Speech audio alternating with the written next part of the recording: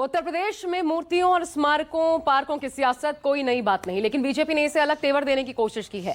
लखनऊ में बनकर तैयार राष्ट्रीय प्रेरणा स्थल के बहाने बीजेपी ने एक तीर से कई निशाने साधने की कोशिश की है, क्योंकि अब अंबेडकर पार्क, सपा के जनेश्वर पार्क और लोहिया पार्क के बाद बीजेपी का राष्ट्र प्रेरणा स्थल महापुरुषों की मूर्तियों के सहारे नया सियासी संदेश देने जा रहा है।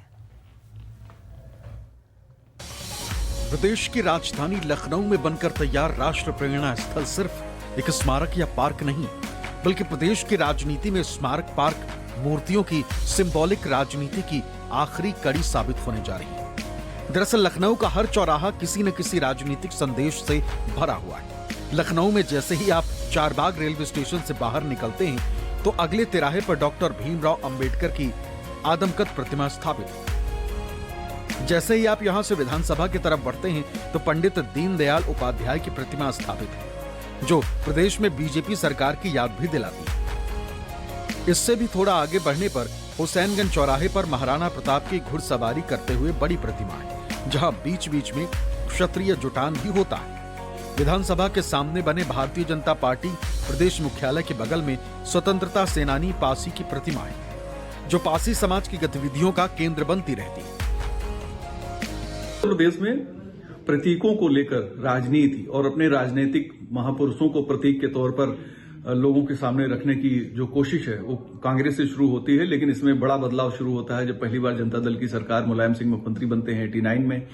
यहां से नए प्रतीक गढ़े जाते हैं और फिर ये गैर कांग्रेसवाद का जो दौर है शुरू हो जाता है।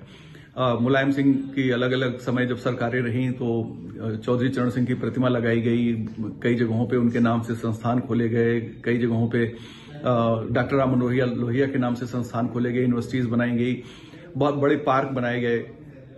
मायावती भी पीछे नहीं थी। मायावती ने अंबेडकर और कांशीराम जी के नाम से बहुत बड़े बड़े पार्क बनाए, काफी पैसे खर्च किए। यही नहीं, विधानसभा में चौधरी चरण सिंह की प्रतिमा भी स्थापित है। विधानसभा के ठीक सामने मुख्यमंत्री कार्यालय लोक भवन में स्वर्गीय अटल बिहारी वाजपेयी की ऊंची प्रतिमा स्थापित की गई। इसी परिसर में गोविंद वल्लभ पंत की भी प्रतिमा स्थापित है। जैसे ही इसके आगे आप हजरतगंज चौराहे की तरफ बढ़ते हैं, तो यहाँ डॉक्टर भीमराव अंबेडकर और वल्लभ भाई पटेल की मूर्तियां स्थापित हैं। हर जगह से एक नया समीकरण बनता नजर आता है। अब राजनीतिक दल प्रतीकों और मूर्तियों की सियासत को अपने अपने चश्मे से देख रहे हैं। कांग्रेस का कहना है कि जब हम अंग्रेजों के खिलाफ लड़ रहे थे और जो लोग अंग्रेजों के साथ थे, उनके नाम पर पार्क बनने से क्या मैसेज जाएगा। तो वहीं सपा का कहना है कि बीजेपी अपने सबसे बड़े नेता अटल जी के नाम पर म्यूजियम या पार्क नहीं बनवा पाई। सपा सरकार में बने लोक भवन में अटल जी की प्रतिमा लगवा दी। बीजेपी को अपने नेताओं का सम्मान बहुत पहले करना चाहिए। जब हम अंग्रेजों से लड़ रहे थे और देश को गुलामी से आजाद कराने की कोशिश कर रहे थे, जब हम शहादत दे रहे थे, तो ये अंग्रेजों के साथ थे, ये गद्दारी कर रहे थे। श्यामा प्रसाद मुखर्जी ने 1942 के आंदोलन के लिए बंगाल के गवर्नर को पत्र लिखा कि बड़ी सख्ती से इसे कुचल देना चाहिए।